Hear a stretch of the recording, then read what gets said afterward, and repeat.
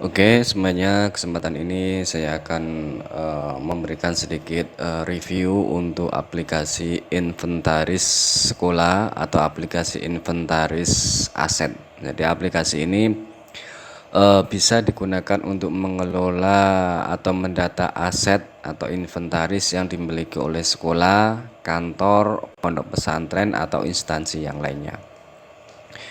Oke, sebelum melanjutkan, ada baiknya Anda subscribe channel kami agar nanti Anda tidak ketinggalan seputar update versi dari aplikasi yang telah Anda gunakan atau informasi terbaru dari aplikasi kami.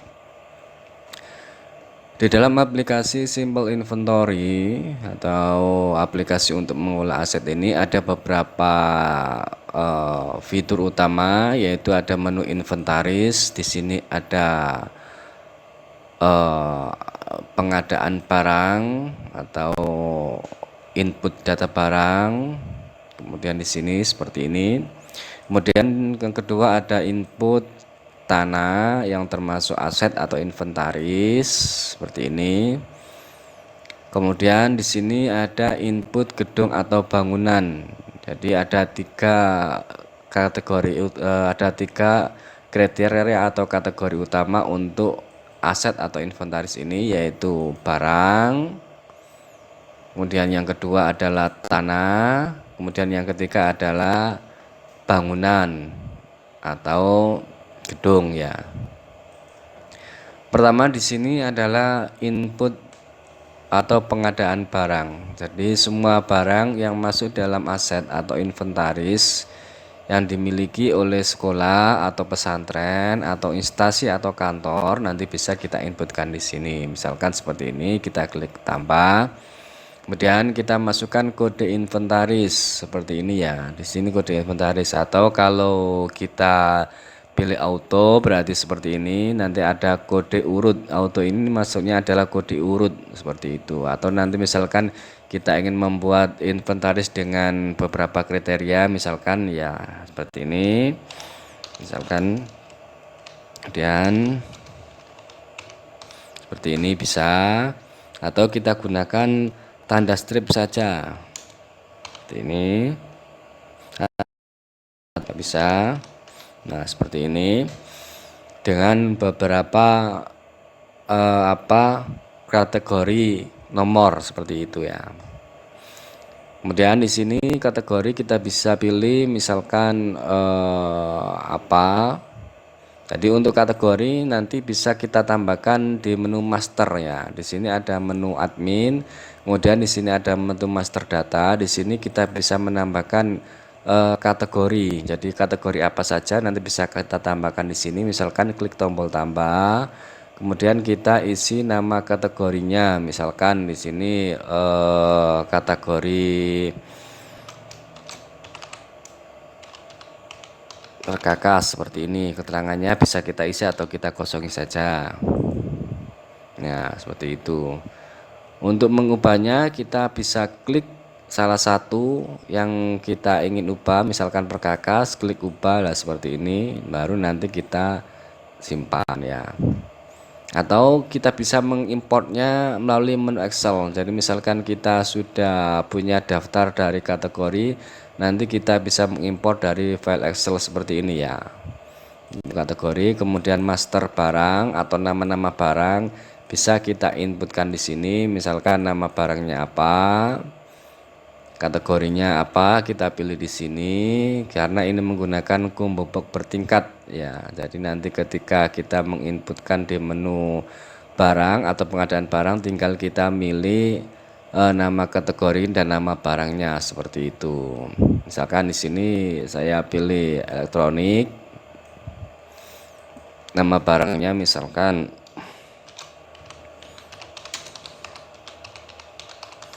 jadi seperti ini kategori elektronik, kemudian kita simpan ya seperti itu. Kemudian di sini ada master lokasi. Lokasi bisa kita tambahkan, klik tombol tambah, kemudian kita masukkan lokasi seperti ini, kemudian klik tombol simpan. Bisa juga kita import dari file Excel juga ada. Kemudian di sini ada master ruang, kita tambahkan nama ruang misalkan uang A seperti ini. Kemudian klik tombol simpan. Kemudian di sini ada master merek atau nama-nama merek. Bisa kita inputkan di sini seperti yang saya jelaskan di data master yang awal. Caranya sama, sampai di sini nanti ada master kondisi ya. Nah, setelah kita mengisi data master ini, nanti bisa kita teruskan di pengadaan barang atau penginputkan barang.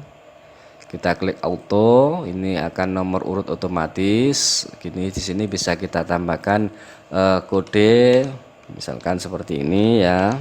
Terserah nanti kodenya seperti apa sesuai dengan lembaga yang Anda gunakan. Kemudian di sini misalkan kategori elektronik. Sini kita pilih misalkan kabel proyektor, kemudian lokasinya kita pilih seperti ini ya. Dan penempatan atau ruang seperti ini. Oh, untuk lokasinya misalkan Gedung Putra, dan penempatan ruang misalkan TU, mereknya bisa kita pilih seperti ini. Jadi data-data master yang telah kita inputkan tadi nanti bisa digunakan di sini ya. Misalkan nomor serinya seperti ini, kemudian kondisi, tanggal pengadaan, kemudian sumber perolehan misalkan beli atau sumbangan atau apa, nanti bisa kita tulis di sini. Kemudian harga perolehan, yaitu harga perolehan misalkan di sini harganya 150.000, jumlahnya misalkan ada satu. Untuk jumlah ini untuk sistem inventaris yang baik, jumlahnya itu satu kode itu satu, jumlahnya satu. Jadi misalkan itu nanti ada 10 barang, misalkan kabel proyektor ini ada jumlahnya ada 10, maka lebih baik 10 itu nanti dibuatkan kode satu-satu, dan di sini nanti jumlahnya diisi satu.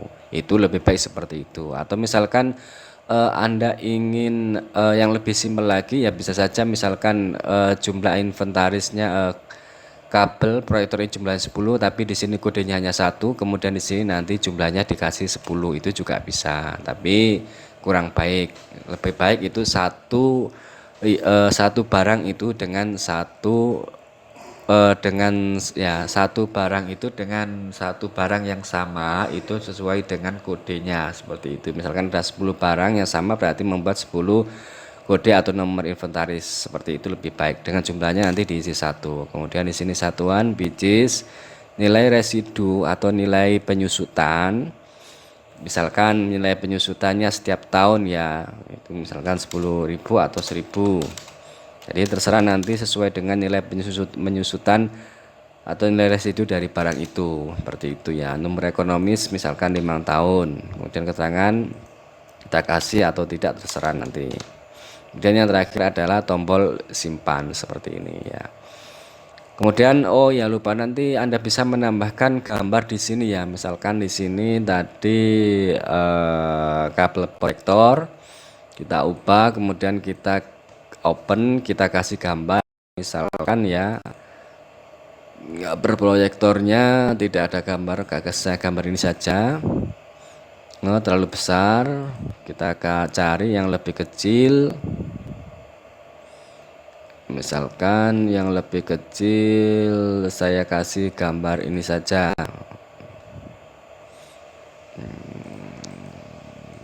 Coba lagi,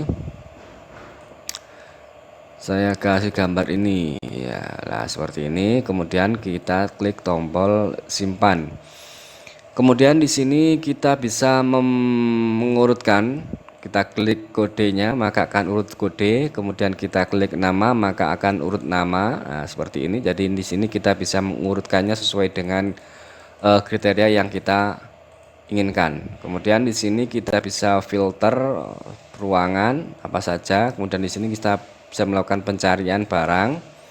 Nah, seperti ini. Kemudian di sini di aplikasi ini juga sudah dilengkapi dengan cetak barcode atau label barcode ya. Di sini misalkan satu, berarti nanti barcode itu dicetak jumlahnya satu. Kalau di sini kita pilih sesuai jumlah barang, Berarti nanti di sini akan dicetak sesuai dengan jumlah barang ini. Misalkan di sini saya ingin cetak kabel proyektor, ya kabel proyektor ini kita cetak. Kemudian untuk label barcode-nya kita ada beberapa pilihan di sini. Ada kode 128, ada QR code, ada QR code 2, QR code 3, QR code dan buat label. Kita kasih contoh saja kode 128. Kemudian kita klik print atau cetak. Kemudian di sini ini kalau ada seperti ini abaikan atau klik ini saja. Nah, seperti ini ya. Di sini nanti ada tampilan seperti ini, ada label barcode-nya. Label barcode ada logo lembaga, kemudian di sini ada kodenya, di sini ada nomor inventaris, kemudian di sini ada inventaris milik nama lembaga. Nah, ini seperti ini ya. Ini untuk kode 128. Untuk cara cetaknya tinggal nanti klik kanan print seperti ini ya. Dia nanti akan membuka daripada menu untuk mencetak atau print seperti itu ya. Nah, tinggal nanti di sini kita pilih nama printernya apa seperti itu. Nah, di sini ada informasi seperti ini, nanti bisa kita hilangkan di sini header footer, nah, seperti itu ya.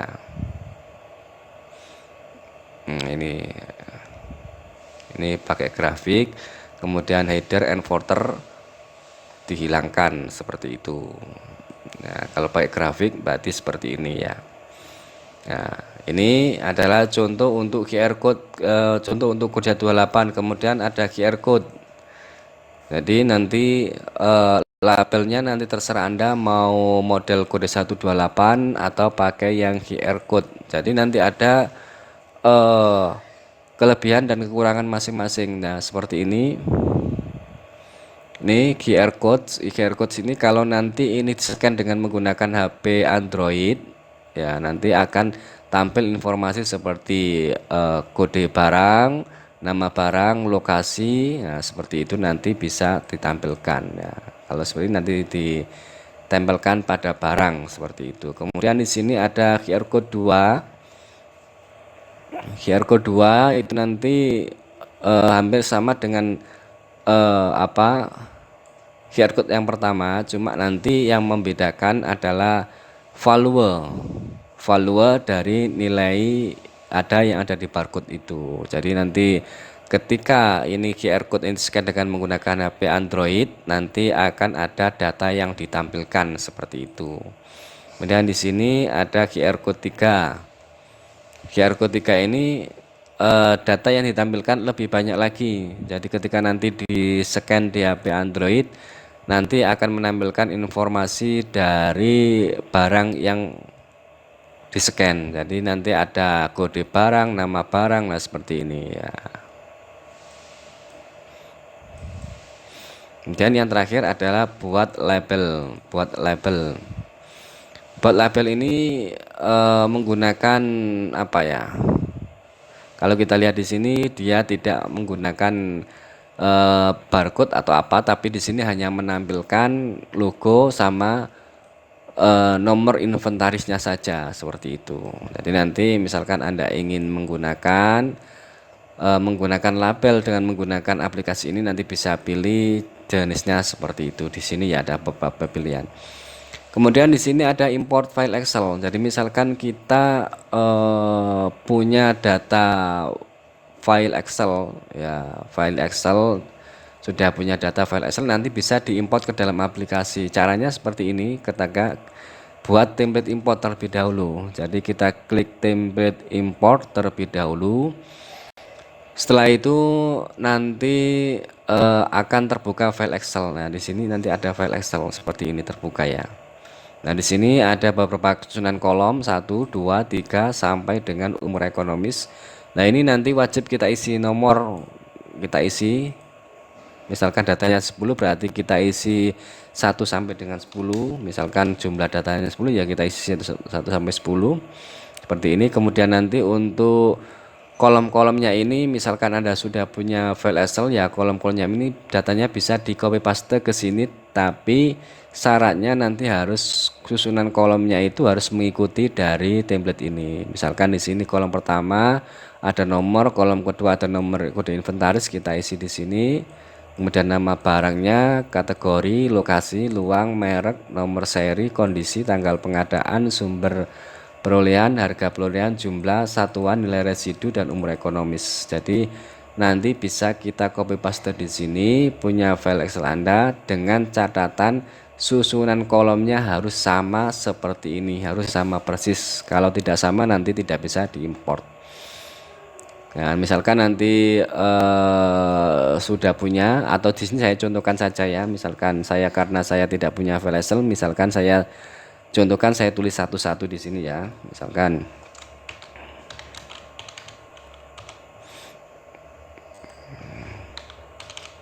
ini hanya contoh saja.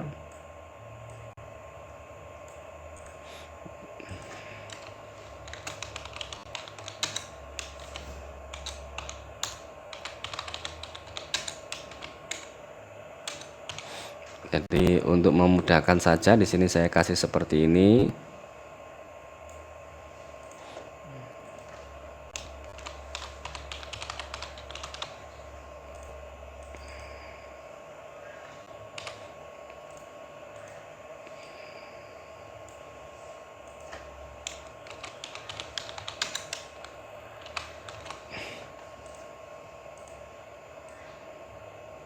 Jadi misalkan nanti Anda sudah, oh keliru ini ya, salah ini ya.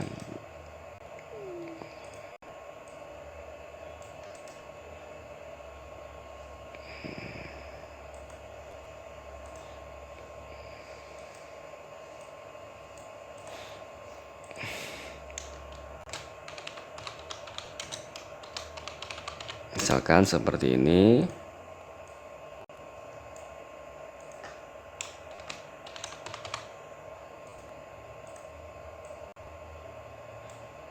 Nomor seri kalau ada ya kita isi, kalau tidak ada tidak kita isi atau biarkan saja.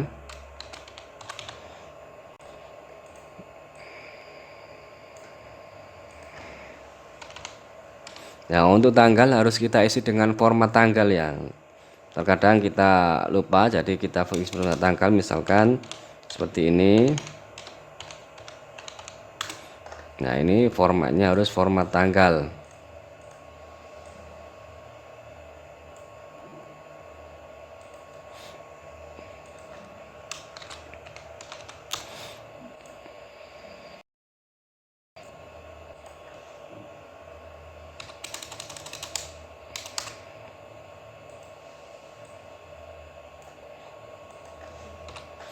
Kita jumlahnya kita buat jumlah seperti ini ya, satu semua. Jadi nilai residu kalau ada ya kita isi, kalau tidak ada ya kita kasih 0 saja. Misalkan ini tidak ada, kita kasih 0. Umur ekonomi juga sama, kalau ada ya kita isi. Pada umumnya nilai umur ekonomis itu 5 tahun, kemudian nilai residu itu adalah nilai penyusutan nilai barang, perkiraan nilai penyusutan nilai barang per tahunnya, seperti itu ya. Kalau ini kita abaikan nilai residu dan umur ekonomis, berarti kita kasih 00 juga, 00 saja. Nah, misalkan kita sudah punya data Excel berupa seperti ini ya, seperti ini. Kemudian kita simpan terlebih dahulu. Kita kasih di sini, bisa kita simpan di dokumen import inventaris. Jadi terserah nanti mau simpan di mana, yang penting nanti Anda ingat tempatnya saat import ya. Di sini saya contohkan, saya simpan di dokumen, kemudian saya kasih nama import inventaris. Anda bisa memberi nama yang lain, tidak ada masalah. Nanti ketika import Anda harus ingat namanya, seperti itu. Nah, di sini saya di sini kita pilih dokumen, karena tadi saya simpan di dokumen, kemudian nama filenya import inventaris ya, import inventaris. Nah, ini kita klik, kemudian kita pilih open, kemudian kita tunggu sampai data tersebut berhasil dibaca atau ditampilkan di daftar ini ya. Nanti kita klik seperti itu. Kita tunggu sampai dengan data ini dibaca semuanya.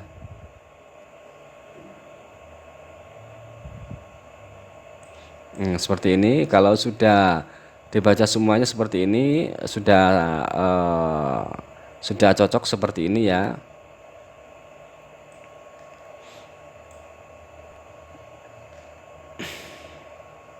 Untuk satuannya ini masih salah atau perlu kita cek lagi di my dokumen import inventaris. Nah, ini untuk nama satuan perlu kita cek karena ada kosong ya. Kita cek terlebih dahulu nama satuan ini picis. Nah, ini kita lengkapi, kita simpan lagi, kemudian kita tutup, kemudian kita import lagi ya, import browser, kemudian import inventaris ya, seperti ini. Kemudian kita tunggu sampai data berhasil ditampilkan ya. Kalau data nanti sudah bisa ditampilkan di daftar, baru nanti kita import ya. Seperti ini. Nah, satuannya sudah masuk, kemudian kita tekan tombol import. Import berhasil. Di sini kita refresh. Nah, ini datanya akan bertambah sesuai dengan yang kita import tadi. Di sini kita bisa langsung klik semuanya, kemudian kita pilih cetak sesuai dengan jumlah. Cetak seperti ini. Cetak barcode-nya. Jadi seperti ini, nanti misalkan kita cetak lebih banyak datanya nanti seperti ini. Nah, ini nanti sesuai dengan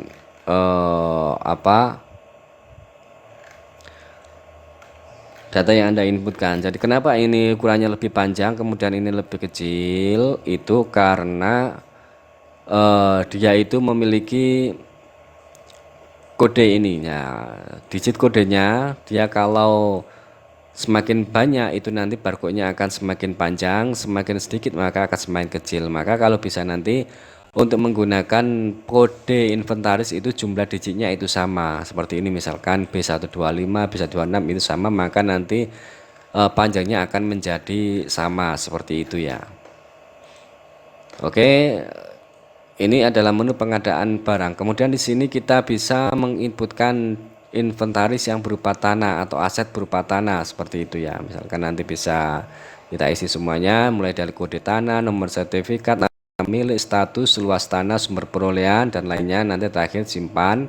Bisa juga kita import dari file Excel seperti import pengadaan barang tadi. Kemudian yang tiga adalah bangunan. Di sini bisa kita menginputkan inventaris berupa gedung atau bangunan. Ya, di sini kode gedung, nama, status, milik sendiri, sewa atau lain-lain. Nah, seperti ini. Kemudian nanti terakhir adalah simpan. Bisa kita juga import dari file Excel ya. Kemudian di sini ada menu proses. Proses di sini kita gunakan untuk memproses barang. Di sini inventaris, mulai dari misalkan mutasi, misalkan kita ingin memindahkan data barang, misalkan di sini kodenya kita cari kode atau nama barang, misalkan proyektor, dan kita cari seperti ini. Di ada proyektor dan kita klik, kemudian kita pilih tanggal mutasi, kode inventaris, nah kode barang, kode asal, lokasi asal misalkan ada sekian, kemudian kita mutasi ke gedung misalkan ruang kapsek, ruang tujuan, ruang misalkan gedung putra, kemudian kita masukkan ke ruang TU atau ke ruang ruang TU ya. Ini TU, ini ada ruang TU, kemudian jumlah barangnya 0. Nah, ini tidak bisa dipindah karena jumlah barangnya 0. Kita bisa pilih yang jumlah barangnya 1 saja. Nah, ini ada gambar proyektor jumlah barang 1, jumlah mutasi 1, kemudian klik tombol simpan seperti itu. Jadi nanti bisa dimutasikan barang ini, nanti ada laporan mutasinya. Kemudian proses opname, kita bisa melakukan proses opname atau proses pengontrolan barang, apakah barang itu nanti statusnya berubah menjadi rusak atau apa, nanti kita bisa opname di sini ya. Dan di sini ada barang nonaktif. Kita bisa menonaktifkan barang di sini. Jadi barang itu sudah tidak digunakan atau sudah dinonaktifkan dengan beberapa alasan di sini penyebabnya. Misalkan penyebab nonaktif itu apa? Nanti bisa di sini. Nah, ini nanti pilihannya nonaktif ini nanti isinya di master ini ya. Master nonaktif seperti ini. Jenis nonaktif itu kena rusak atau apa, atau hilang atau bagaimana, itu namanya nonaktif ya. Kemudian di sini ada barang keluar. Misalkan barang itu hilang atau apa, nanti bisa diisi di barang keluar seperti ini ya, barang keluar. Kemudian di sini ada peminjaman. Jadi ada juga fitur peminjaman di inventaris ini. Misalkan barang ini, laptop ini dipinjam oleh siapa, nomor HP-nya, kemudian keterangannya, dan yang terakhir kemudian simpan, cetak bukti peminjaman ya. Bukti peminjaman seperti ini bisa cetak ya, bukti peminjaman. Kemudian kita tutup. Kemudian di sini ada proses transaksi pengembalian barang yang dipinjam ya, seperti ini. Misalkan ini yang tadi keterangan, kemudian simpan, cetak bukti pengembalian. Nah, di sini bukti pengembalian barang inventaris. Ada seperti ini ya. Kemudian tutup ya. Kemudian di sini ada laporan. Laporan di sini kartu inventaris ruang bisa kita pilih di sini. Misalkan kita ingin menampilkan laporan barang di ruang apa saja, lokasinya ruang TU misalkan ya, seperti ini. Nah, kemudian di sini kita bisa previewnya seperti ini ya. Bisa kita preview seperti ini.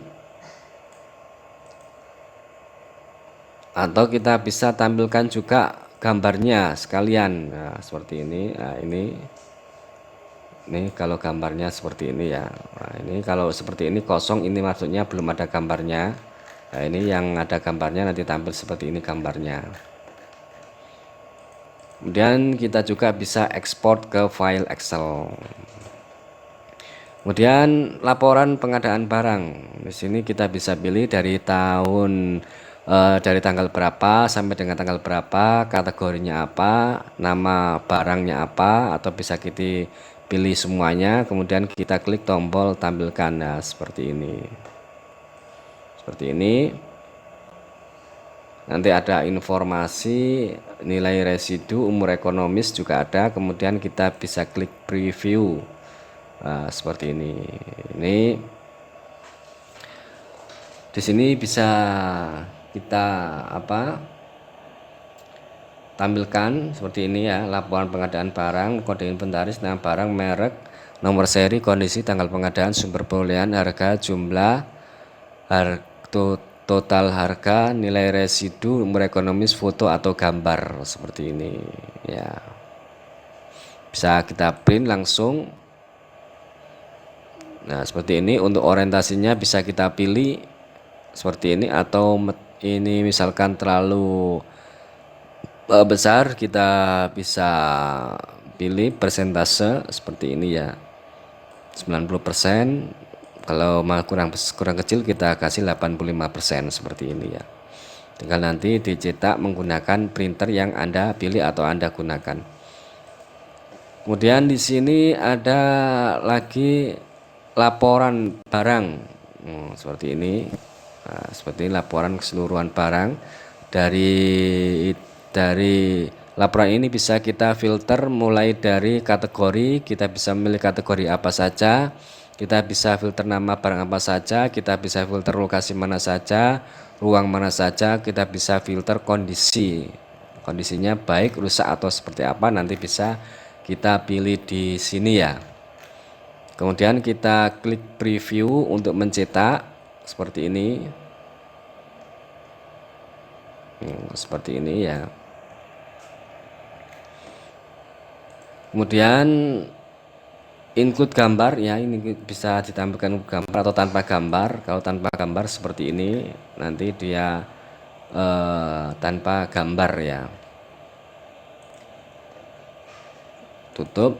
Kemudian di sini ada laporan penyusutan nilai barang atau depresiasi barang, karena untuk aset atau barang itu biasanya tiap tahunnya itu nilainya menyusut. Nah, kita tampilkan seperti ini sehingga di sini ada informasi. Nah, kalau 0 ini berarti tidak ada penyusutan karena memang nilai residunya diisi 0, umur ekonomis 0. Nah, adapun di sini yang ada nilai barangnya seperti ini ya. Nah, nilai penyusutan nanti ada perkiraan nilai dari penyusutan tersebut ya. Mulai dari tahun pertama sampai dengan tahun barang itu diinput sampai dengan tahun saat ini ya, seperti itu ya.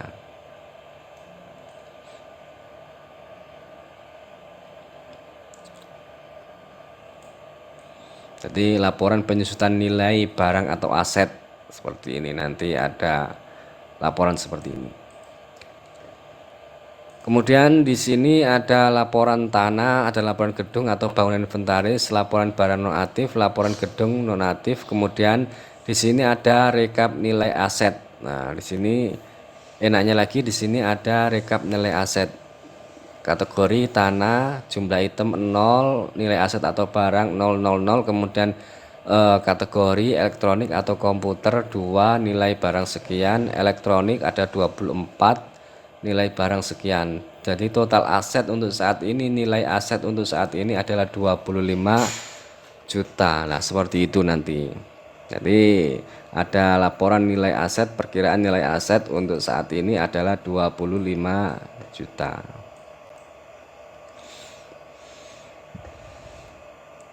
Kemudian di sini ada laporan peminjaman, barang juga ada seperti ini previewnya, karena tadi ada transaksi peminjaman barang. Jadi ada nomor peminjam, tanggal pinjam, durasi, kode barang, nama barang. Jadi aplikasi ini sangat cocok digunakan untuk mengelola atau memanajemen daripada aset atau barang yang dimiliki oleh sekolah, kantor atau pondok pesantren seperti itu. Kemudian di sini ada menu tools, ada koneksi database di sini. Kemudian ada backup, kita bisa melakukan backup database atau kita bisa atur nilai backup database. Misalkan di sini kita isi 1 menit, berarti setiap 1 menit nanti aplikasi akan melakukan backup data. Nah, di sini nanti kita harus tentukan lokasinya, misalkan di C, misalkan kita taruh di sini, oke lah. Kemudian simpan, berarti setiap 1 menit nanti aplikasi akan melakukan backup database dan nanti hasil backupnya disimpan di C SV setup seperti itu. Kemudian di sini ada restore database, digunakan untuk merestore data atau mengembalikan data jika aplikasi diinstal ulang atau apa. Kemudian di sini ada reset data, kita bisa memilih mana saja yang mau di reset. Kalau di reset berarti datanya akan dihapus seperti itu ya. Dan di sini ada menu admin, di sini kita bisa mengatur grup pengguna dari aplikasi ini. Jadi misalkan ada user tersebut, nah, misalkan kita user TO, di sini TO nanti hanya bisa menginput atau mengakses menu yang dicentang seperti ini. Kalau tidak dicentang berarti dia tidak bisa menggunakan menu tersebut. Nah, seperti ini admin bisa mengakses semuanya, kemudian user misalkan hanya mengakses proses nonaktif, nonaktif. Nah, seperti ini hanya contoh saja, nanti bisa Anda kelola sendiri. Kemudian di sini ada menu user. Tadi ada grup user, di sini ada menu user, kita bisa menambahkan user, kita menambahkan password dan juga username-nya untuk masuk ke dalam aplikasi. Dan di sini ada menu help atau bantuan tentang aplikasi. Nah, seperti ini. Untuk order aplikasi nanti bisa langsung menghubungi nomor saya ini atau bisa download langsung ke website. Oke, dari saya cukup sekian dan terima kasih.